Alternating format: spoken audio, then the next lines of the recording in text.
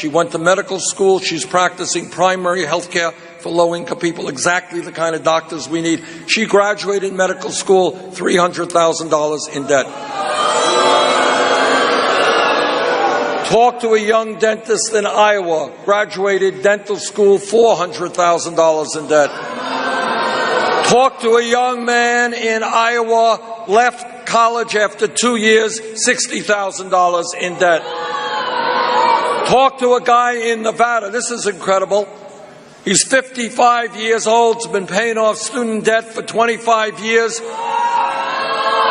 and he's more in debt today than when he started.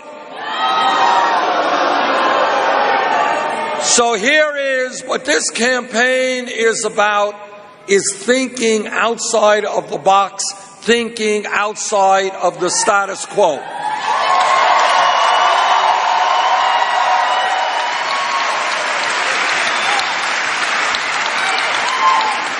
Do not accept status quo. Do not accept crazy reality. It is crazy.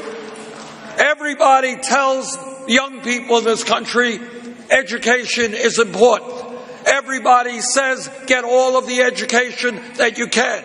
Everybody says that we live in a competitive global economy. We need the best educated workforce possible. Why then are we punishing people for getting an education?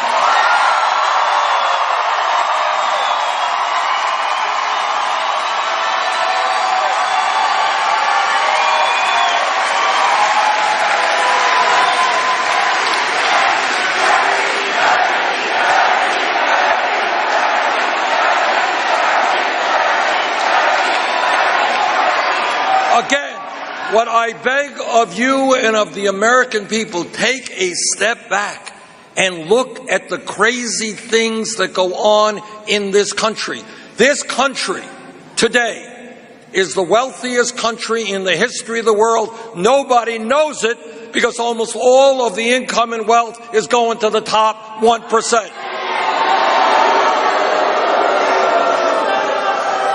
Don't tell me that we cannot make public colleges and universities tuition free.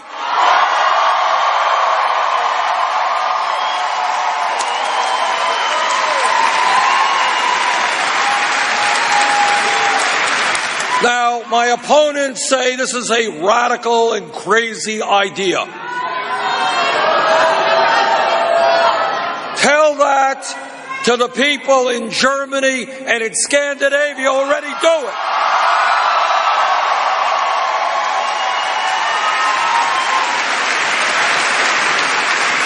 They are smart enough to know that they want the best intellectual capabilities of their people to come to become developed.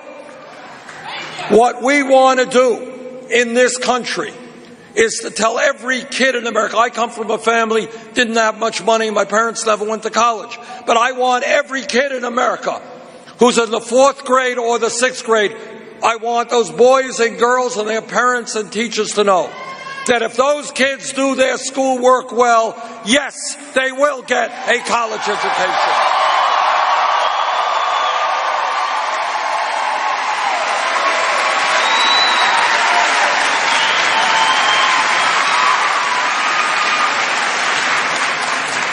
And for those people who are crushed with student debt, met a young man not so long ago. This guy was paying 53% of his limited income on student debt. I want to give all those people with student debt the opportunity to refinance that debt at the lowest interest rates they can find.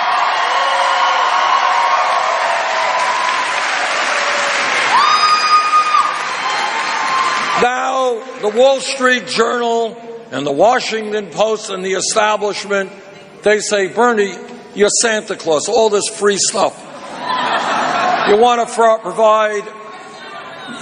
provide free tuition in public colleges, universities. You want to significantly lower student debt. How are you going to pay for that stuff? I'll tell you how we're going to pay for it. All of you know that as a result of the greed, recklessness, and illegal behavior on Wall Street, this country was plunged into the worst economic downturn since the Great Depression. And you know what happened? Congress bailed them out. Hillary Clinton, as senator, helped to bail them out. Well, what I think is that right now we should impose a tax on Wall Street speculation.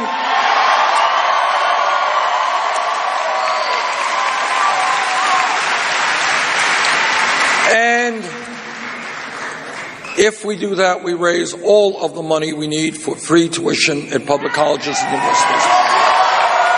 Now, this is, again, thinking outside of what the establishment wants you to think.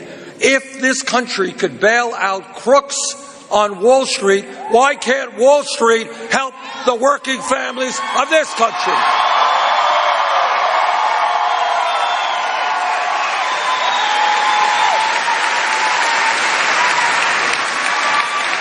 And here is the simple truth on that issue. Today, a college degree in many respects is the equivalent of what a high school degree was 50, 60 years ago. 50 years ago, you had a high school degree. You know what? You're in pretty good shape. You go out and get a good middle-class job. But today, in many respects, not all, you need a college degree. And I believe that when we talk about public education today, it's just not good enough to talk about first grade through 12th grade. It has got to be public colleges and universities tuition free.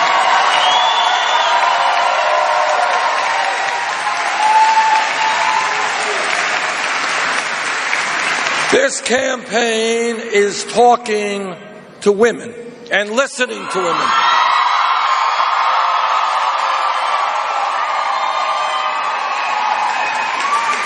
And this is what women are saying. They're saying, how does it happen that I work in an office or I work in a factory, wherever I work, and I end up making, on average, 79 cents on the dollar compared to men?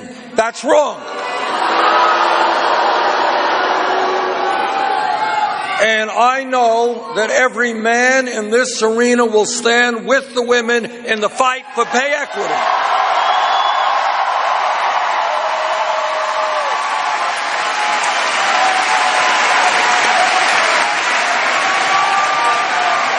There is no rational economic reason why women are paid significantly less than men. It's sexism, and together we're going to end it.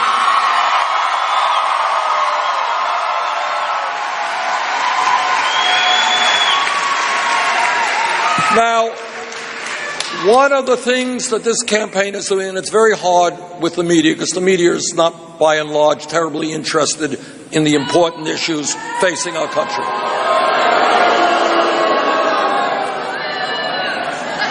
But here is an issue media is not particularly concerned about, but millions of young couples are. And I want you to think about this. Again, thinking outside of the status quo and outside of the box. Every person, or I should say at least every psychologist who studies human development knows that the most important years of a human being's life are 0 through 4, right? That is how we are shaped significantly in our intellectual development and our emotional development. And yet what we have today in our country are millions of young couples. Mom goes to work, dad goes to work, and they cannot find quality childcare. You have God knows how many kids who are 2 or 3. You know what they do in their day? They're watching stupid television programs.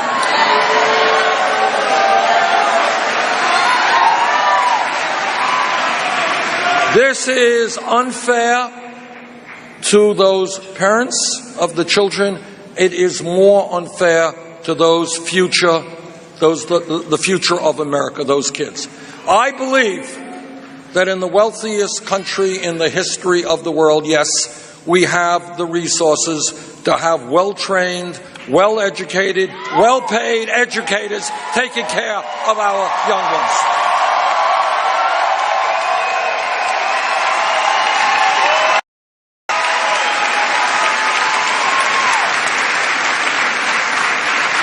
This campaign is listening to our brothers and sisters in the African American community.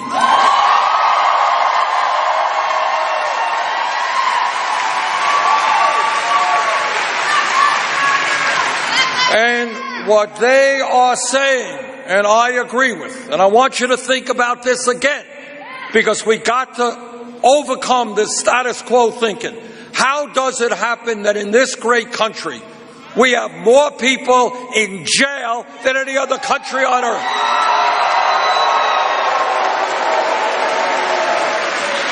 China is 4 times our size. China is a communist, authoritarian country that does not tolerate dissent very well.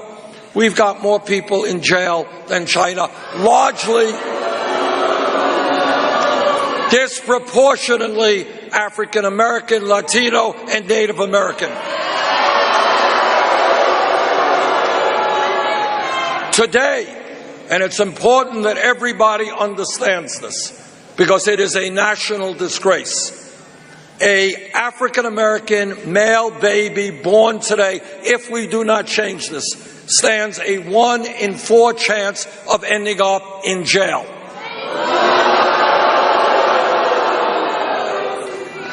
Today in America, we have youth unemployment, which is off the charts. 51% of African American kids between 17 and 20 who graduated high school are unemployed or underemployed. And if you think there is not a connection between that outrageous number and people in jail, you would be wrong.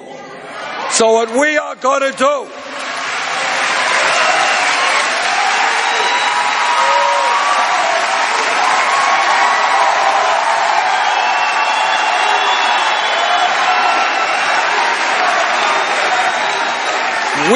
are going to invest for our young people in jobs and education, not jails and incarceration.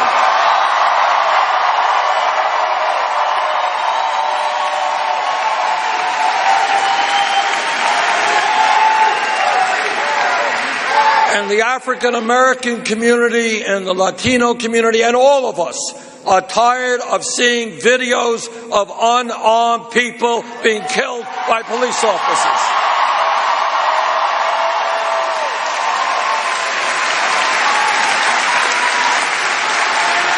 I am a former mayor, Burlington, Vermont. I have worked with police officers. Vast majority of police officers are hardworking, honest, and are trying to do a very, very difficult job.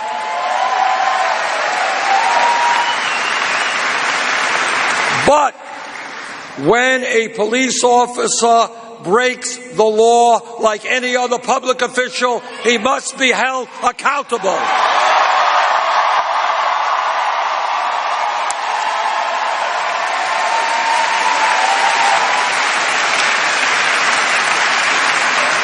It is unacceptable that local police departments around our country are heavily militarized and look like occupying armies. We have got to demilitarize local police departments.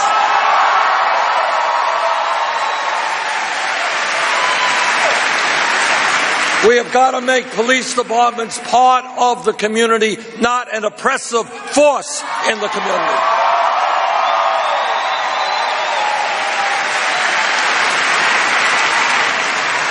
We have got to make police departments look like the diversity of the communities they are serving.